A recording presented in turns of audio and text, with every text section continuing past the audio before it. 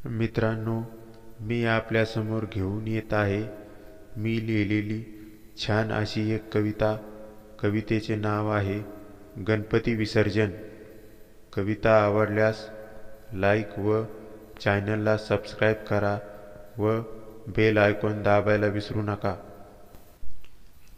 उंदरावर बसुनी गणपती बाप्पा आले. उंदरावर बसुनी गणपती बाप्पा आले.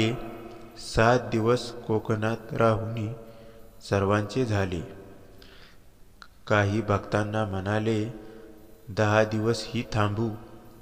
काही भक्तांना म्हणाले 10 दिवस ही थांबू.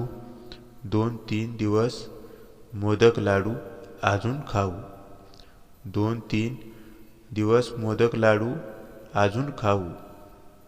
काय फरक पडतो थोडंसं उशिरा जाऊ.